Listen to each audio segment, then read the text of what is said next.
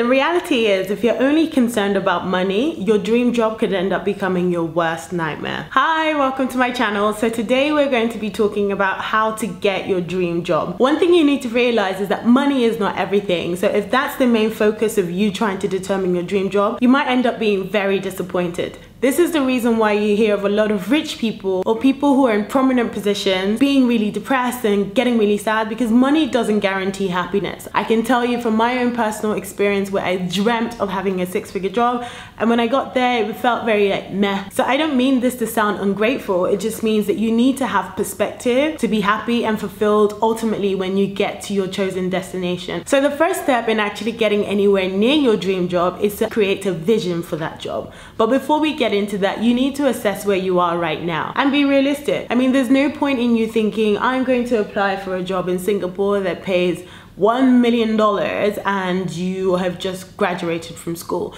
Unless you are a superstar trader or something and you have this skill that no one else in the world has, it's just not realistic. You can put a number of things on your vision board and I'm pretty sure it's not gonna happen. So the point is to assess where you are right now, think about your strengths, think about where you'd like to be, and think about what you don't like about your current position.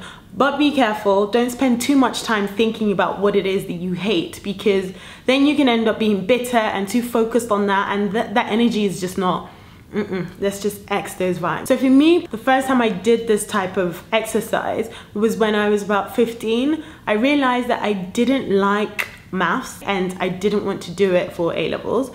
I also realized that I was working in retail. Don't ask me how I got my first job. I will tell you that in another video. I've always been a hustler, but put that to the side. I realized that I didn't want to be doing the type of job I was doing on weekends, you know, for the rest of my life. There was no way. And I looked around at the people in the place that I was working, and as much as I respected them, I felt sorry for them. And I thought, okay, well, this might just be the kick up the ass that I need to be a bit more focused on my A-levels, to make sure that I am in a career where I am earning a lot of money and I can do whatever it is that I want to do. And creating that vision at such a young age allowed me to say, okay, well, I have to go to university, and I had to. I come from an African house, there was no option, right? If I'm going to go to uni, what course do I need to study? And this focus that I had, or this goal that I had, kept me aligned throughout uni. So even though I partied a lot, I partied a whole lot, I still made sure that I made the time to study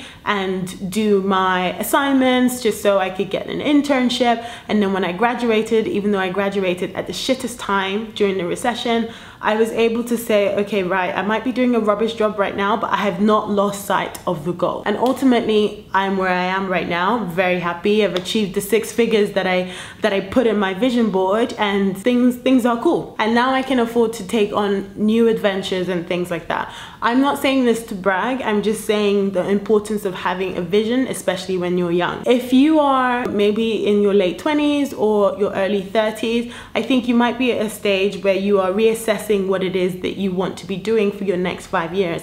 I know that I certainly did that about last year, where I figured, okay, I'm doing this, it's been great, I feel very fulfilled and all of that stuff, but what do I want to do next? Is this where I want to be in the next 5 years? And I realized, I've always dreamt of being an entrepreneur, so I'm gonna try and do that. And I've taken a bit of a break from law. I've learned how to code, which is something that I'm still working on. I'm working on a few businesses. And the crazy thing is that having that goal allowed me to be a bit fearless when I left law. And it's wild how a few months later, my entrepreneurial career has just, it's not exploded, but it's going really well. So I'm very, very happy about that. To go back to the original point of this is that if you're able to assess where you are, you can see the things that you need to work on. So again, like I said, I wanted to be an entrepreneur. I was like, okay, I don't want to be a coder, I don't want to be a developer, but I want to be in a position where I can work from anywhere remotely if I needed to. I want to be in a position where I can follow up and continue my career as a finance lawyer by doing stuff in fintech. So it's like, okay, what kind of skills do I need to get to do that? Took a break from work to learn how to code. Those are the kind of steps that you need to take to make sure that you are on the right path. So for the people who are watching this video from my Sunshine Roadmap course, That's a course that I've created to help people who want to move abroad into high paying positions. So not necessarily the au pairs or the teaching roles, but something that's a bit more substantial. And this is one of the steps that you need to follow. You really need to create a vision of the kind of job that you want, whether you have the credentials to be able to walk into those kind of positions, or whether you actually need to add some more credentials, whether it is, even if you wanted to go as a teacher, for example, you might need to do some certifications, or you might need to get a bit more knowledge of your industry before you move, maybe get some more local experience so that you're more competitive to recruiters. So these are just things to think about. The next step after you've assessed where you are is to actually properly detail what you want from your dream job. Again, I'm going to say, forget the money right now. There are many things that make your dream feel fulfilling, just like type of culture that the company has, the people that you're going to be around, the kind of clients that you're going to be around, where you're going to be working in the world, what your working hours are going to be like. That's such a big one. And I think that you really need to focus on these so that when you're searching, you're assessing companies based on what it is that they have to offer. I can't tell you how many times my friends have ended up in roles that paid them so much money,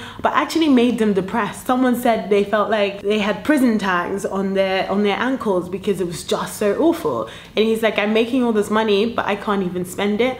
That's literally not something that I would be interested in at all. So you really need to focus on how you would like to feel when you're in that position and all of the positive parts of that role. So just think of your job holistically. Okay, so now you've assessed where you are and you've assessed what your dream job is. Hopefully at this point you have 2 sheets of paper where you have all these things written down. It doesn't have to be extensive. The next step is to then think, what do I need to do right now to make sure that I'm closer to this goal by next year?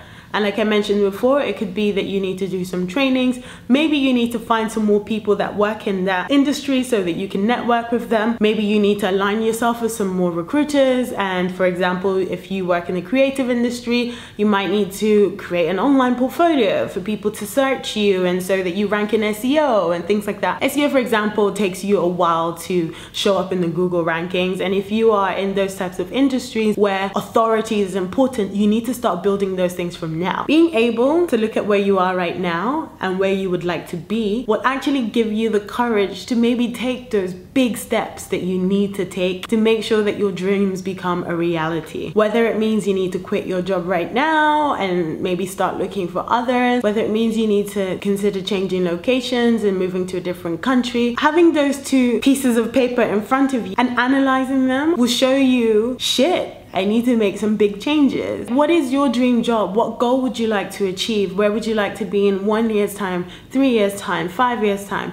maybe even 10 years? If you're ready to go in that deep, comment below and let us know. Guys, I hope you found this video helpful. These are the steps that I took when I was 15 to move myself from a job that paid me less than £5 per hour to somewhere where I'm earning a lot and I'm very thankful and grateful, and also where I can actually have the courage to be able to start a new adventure myself. So I hope you guys have enjoyed this video. If you want to learn more about moving abroad and how that can completely level up your career, then make sure you click the link in the description below for some more information.